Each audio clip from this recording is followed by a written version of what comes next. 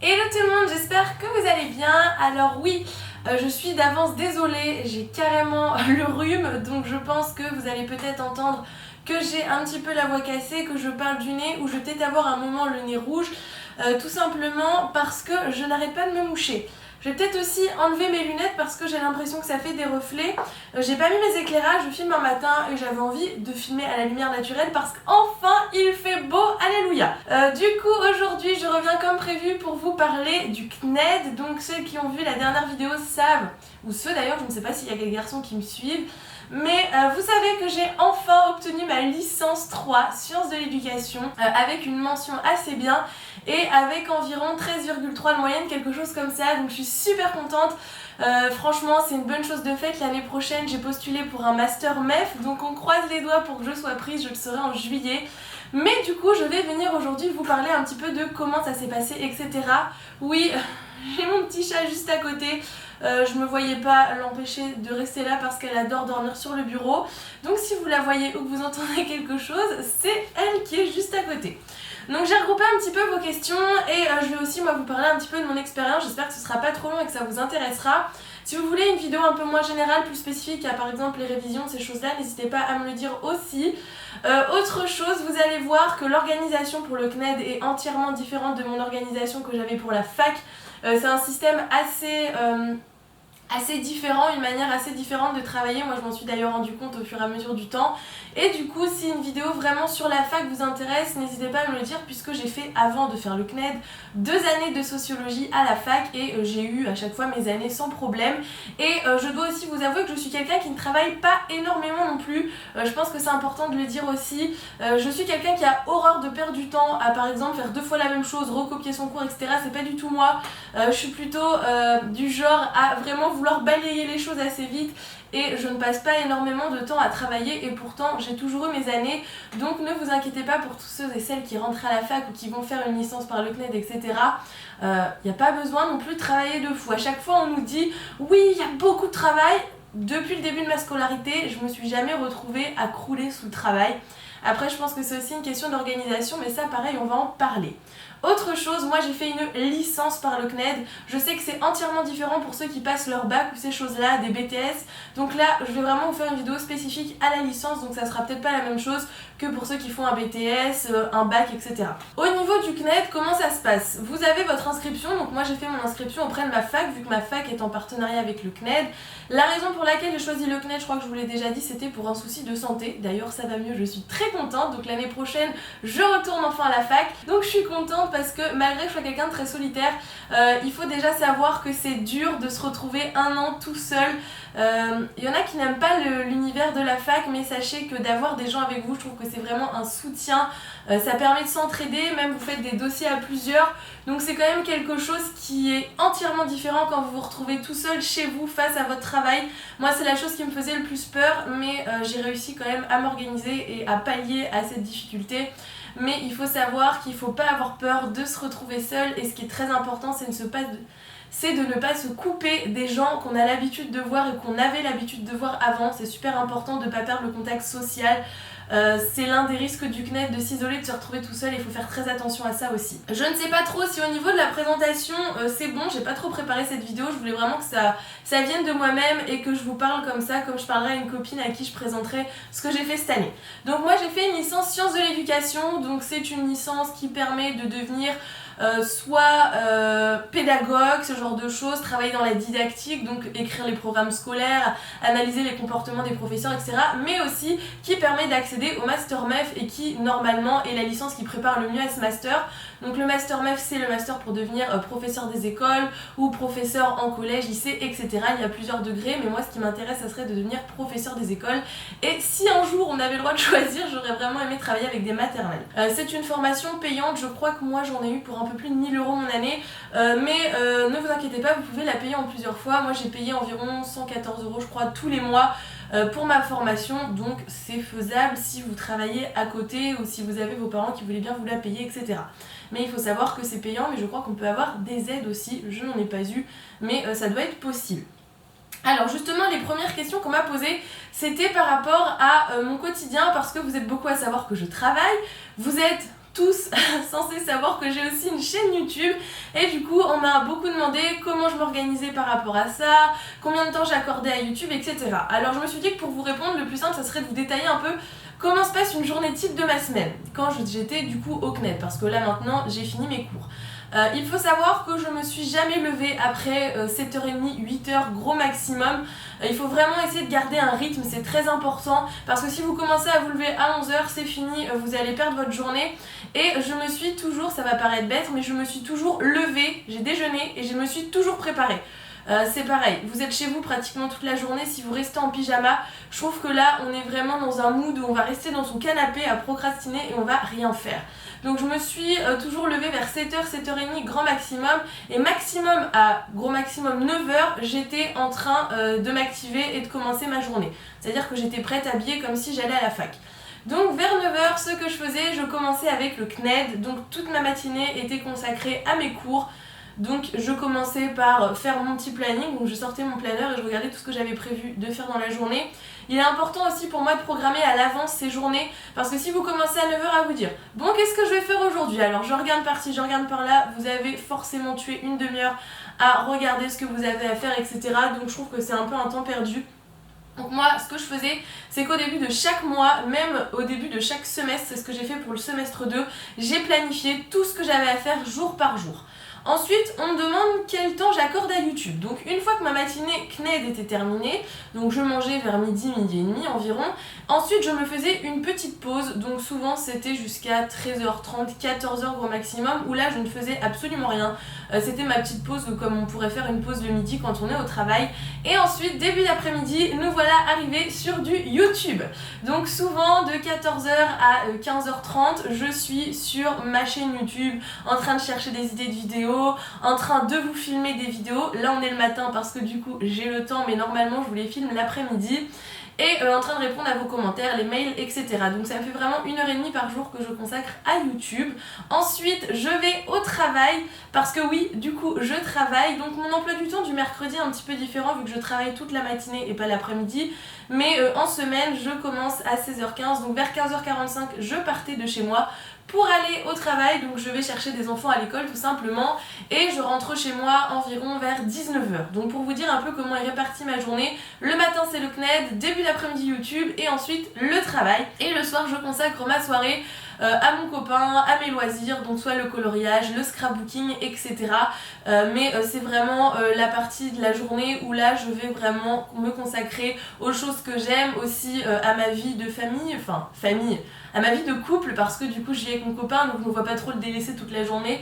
La journée je suis toute seule, donc j'en profite, mais le soir c'est vraiment un moment où on est tous les deux. Du coup on m'a demandé aussi comment je répartissais ma semaine. Alors moi il faut savoir que je n'ai jamais, mais vraiment jamais travaillé, ni le samedi, ni le dimanche, et très rarement le lundi. Donc souvent je m'accorde une journée dans ma semaine hors week-end où je ne travaillais pas le CNED, et le week-end je ne travaillais jamais mon CNED. Donc vous voyez, ça fait quand même pas trop de boulot pour l'instant, sachant que je bossais que les matinées. Donc souvent je faisais le mardi, le mercredi je bossais un petit peu jusqu'à 16h, donc début d'après-midi, et le jeudi et vendredi. Mais du coup ça reste quand même assez light, et pourtant j'ai réussi à avoir ma licence. Donc on m'a demandé ensuite comment je m'organisais au niveau des matières. Alors j'ai pris mon petit planeur parce que c'est ce qui m'a vraiment beaucoup aidé cette année. Donc il faut savoir que oui, le CNED, vous recevez vos cours sur une plateforme qui est du coup la plateforme du CNED, et ça n'a rien à voir avec la fac parce que vous vous retrouvez avec des cours qui peuvent aller jusqu'à 200 pages. Donc autant vous dire que vous n'allez pas garder ce support de cours tel quel pour vos révisions. On est tous d'accord qu'on ne peut pas relire des cours de 200 pages au moment des révisions. Donc moi ce que je faisais, j'avais cette petite fiche, alors je ne sais pas trop si vous verrez avec la luminosité, je vais essayer de faire un petit focus, qui est une fiche sur laquelle au début du semestre j'ai noté toutes mes unités. Donc moi par exemple au semestre 2 j'avais 3 unités avec les dates limites d'examen ou les dates limites de rendu parce que j'avais un dossier à rendre, et j'ai noté à chaque fois combien il y avait de pages dans le cours.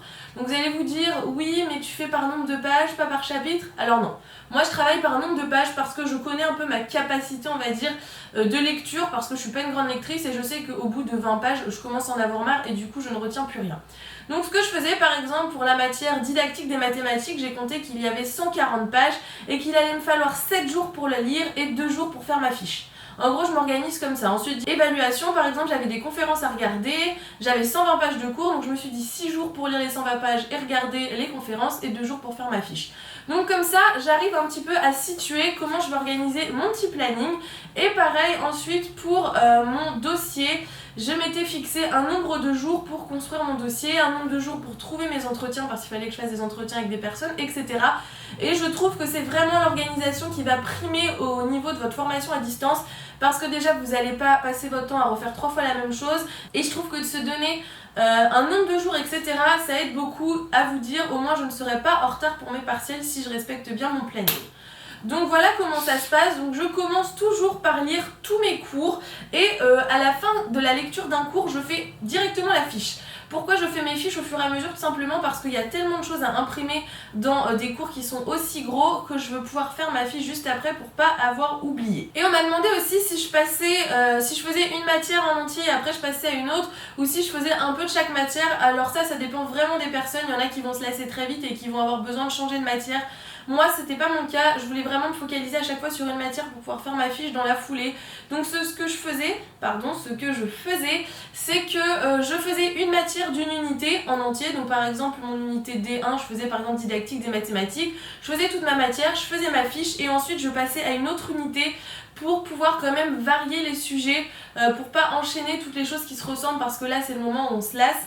Mais principalement je faisais toujours ma matière en entier et au moins je me disais celle-là elle est finie, je balaye, je stabilote et j'en passe à une autre. Et je trouve que c'est pas mal aussi au niveau de la motivation de voir un peu qu'on avance. Alors que quand on commence un peu à tout faire en même temps, c'est plus compliqué parce qu'on sait plus trop où on en est et on a l'impression de ne pas avancer. Après je sais que pour ceux qui font par exemple leur bac par le CNED, c'est complètement différent. Ils ont un emploi du temps à respecter et ils ont un nombre d'heures par matière. Quand on est en licence, on est beaucoup plus livré à nous-mêmes, c'est à nous de faire notre emploi du temps. Le CNED ne nous fournit pas des emplois du temps préfaits, etc. Donc c'est vraiment à vous de faire comme vous le souhaitez. Et moi c'est la méthode que j'applique depuis le début de l'année et j'ai toujours continué toute l'année à faire comme ceci. Si je regarde plus vers le bas, c'est parce que j'ai la petite fiche avec toutes vos questions. Ensuite, on m'a demandé comment je faisais pour m'organiser avec mon planeur. C'est vrai que je vous avais montré que j'avais un planeur pour le CNED. Donc j'ai changé en cours de semestre. Pour mon semestre 2, j'utilisais celui-ci et c'est vraiment le format qui me correspondait le mieux. Donc comment je m'organisais? Tout simplement, je reprenais à chaque fois du coup ma petite fiche du plan du semestre pour savoir ce que j'avais à faire et j'ai commencé par planifier mes mois. Donc dans mes vues mensuelles, donc là par exemple c'est le mois de février je crois, voilà, je notais ce que je devais faire par jour dans ma vue mensuelle. Donc par exemple, je vous dis une bêtise, mais jeudi 15 février par exemple, je devais lire 20 pages de didactique du français. Donc quand je dis lire, c'est je lis, je stabilote ce qui est important avec un code couleur que moi j'applique. Et j'essaye d'imprimer un petit peu ce que j'ai lu. C'est pas juste je me mets dans mon canapé, je m'allonge, les doigts de pied en éventail et puis je fais ma petite lecture. C'est quand même une lecture analytique. Donc je lis mes petites pages et ça c'est mon programme de la journée. Et ensuite dans mes vues par semaine, donc qui se présente du coup comme ceci, je notais ce que j'avais vraiment fait. Parce que oui, il y a des jours où on en fait moins et des jours où on en fait plus. Donc ça me permettait vraiment de faire la liaison entre les deux et de voir où j'en étais. Et souvent ce que je faisais, c'est que le vendredi, je regardais ce que j'avais fait dans la semaine. Donc si j'étais en avance, je m'avançais sur la semaine d'après. Et si j'étais en retard, c'était une journée où j'allais plus travailler pour essayer de rattraper mon retard pour que une semaine sur l'autre, je sois toujours à jour. Au premier semestre, le premier mois, je me suis fait avoir à pas faire semaine par semaine, à prendre du retard. Et c'est vraiment très mauvais parce qu'une fois que vous avez pris du retard, après à rattraper, ça vous demande beaucoup plus de travail. Et je trouve ça un petit peu bête alors qu'en faisant le peu de choses qu'on a à faire chaque jour, on avance bien mieux et surtout on retient bien mieux parce que je sais pas pour vous mais moi je suis quelqu'un, si j'ai trop d'informations à la suite dans une même journée, je ne vais pas retenir. Je préfère faire petit bout par petit bout et être sûre qu'à la fin j'ai tout retenu et ça m'aidera aussi beaucoup pour mes révisions, c'est ce que j'ai remarqué cette année. Ensuite je vais vous parler de mes outils de travail. Donc au début de l'année, je ne sais pas si vous vous rappelez, dans ma vidéo Back to School, j'avais acheté, je crois, des cahiers ou ce genre de choses. En fait, je voulais m'organiser comme je m'organisais à la fac. Sauf qu'au bout de 2 semaines, je me suis rendu compte que ça n'allait pas du tout avec le fonctionnement du CNED. Parce que simplement, vous ne pouvez pas écrire toutes vos fiches à la main, ça prend beaucoup trop de temps. Je vous dis, vous avez des cours de 200 pages pratiquement, si vous devez réécrire phrase par phrase sur vos fiches, c'est pas la peine, surtout que du coup c'est beaucoup plus dur je trouve à faire le tri et à repérer les informations importantes parce qu'une fiche ça sert à rien qu'elle fasse 18 pages non plus. Donc moi ce que je faisais c'est que du coup je lisais tout mon cours, donc au premier semestre ma mère me les avait imprimés, au second semestre je les lisais sur tablette, tout simplement parce qu'entre temps j'ai eu du coup mon iPad Pro et alors ça a été un gain de temps pas possible. Alors vous allez peut-être vous dire que c'est gadget, on peut faire la même chose je pense avec un PC. Mais au niveau de mon iPad Pro, une application d'enfer qui m'a servi tout au long de mon second semestre et la fin de mon premier semestre, c'est l'application Notability. Donc je crois que c'est une application qui est payante. Mais alors ce que je faisais, je vais essayer de vous montrer rapidement. Donc ça se présente comme ceci. Déjà vous pouvez trier tous vos cours par section. Donc ça c'est super pratique. Et du coup en fait je faisais un dossier par matière et dans le dossier j'avais tout mon cours. Donc par exemple, je vais vous montrer. Par exemple la didactique du français, j'ai tout mon cours où je souligne au fur et à mesure tout ce que je dois retenir ou toutes les choses qui sont importantes. Donc j'ai mon cours et ensuite je faisais du coup ma fiche sur cette application. Si je mets pas les deux doigts dessus. Et ça m'a permis en fait au niveau de ma fiche, alors je ne sais pas par quel moyen j'ai réussi à faire ça, mais en gros vous pouvez sélectionner tout ce que vous avez surligné sur un cours et le balancer sur une feuille de notes. Donc ça c'est super pratique, ça vous fait gagner un temps fou et après vous faites votre petit tri. C'est une application qui marche aussi avec le stylet, donc moi je me faisais aussi mes schémas parce qu'avec l'iPad Pro vous avez le petit pencil et donc pour les schémas c'est plutôt pratique et ensuite j'ai imprimé mes fiches. Pourquoi je n'ai pas fait mes fiches sur des petites fiches à carreaux? Déjà, premièrement pour un gain de temps et ensuite parce qu'il y a quand même pas mal d'informations. Hein. Mais je trouve ça plus encourageant d'avoir des grandes pages et d'en avoir moins. Après, ça dépend toujours de vous-même. Mais voilà un petit peu comment je m'organisais. Ensuite, j'ai toujours un code couleur quand je souligne, donc les informations importantes, les définitions et les noms de personnes parce que souvent il faut chercher un petit peu de la biographie. Donc quand je regardais mes 200 pages de cours, en fait, je savais directement visuellement ce que je devais retenir, ce qu'il fallait que je cherche en plus et les définitions qu'il fallait que je note dans mon petit encart définition sur ma fiche.